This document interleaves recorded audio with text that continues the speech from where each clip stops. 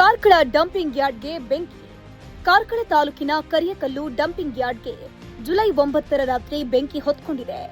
ಮಾಹಿತಿ ತಿಳಿದು ಸ್ಥಳಕ್ಕೆ ದೌಡಾಯಿಸಿದ ಕಾರ್ಕಳ ಅಗ್ನಿಶಾಮಕ ದಳದ ಸಿಬ್ಬಂದಿ ಬೆಂಕಿ ನಂದಿಸೋ ಕಾರ್ಯಾಚರಣೆ ನಡೆಸಿದ್ದಾರೆ. ತುಂಬಿದ್ದ ಕಸಕ್ಕೆ ಬೆಂಕಿ ಆವರಿಸುತ್ತಾ ಹೋಗಿದ್ದು ಹೊಗೆ ತುಂಬಿಕೊಂಡಿತ್ತು. ಅಗ್ನಿಶಾಮಕ ದಳದವರು ಬೆಂಕಿ ನಂದಿಸೋಕೆ ಕೆಲಕಾಲ ಹರಸಾಹಸ ಪಡಬೇಕಾಯಿತು. ಠಾಣಾಧಿಕಾರಿ ಚಂದ್ರಶೇಖರ್ ಅವರ ನೇತೃತ್ವದಲ್ಲಿ ಸಿಬ್ಬಂದಿ ಹರಿಪ್ರಸಾದ್, ಶ್ರೀಧರ್, ಭೀಮಪ್ಪ, ಬಸವರಾಜ ಕಾರ್ಯಾಚರಣೆಯಲ್ಲಿ ಪಾಲ್ಗೊಂಡಿದ್ದರು.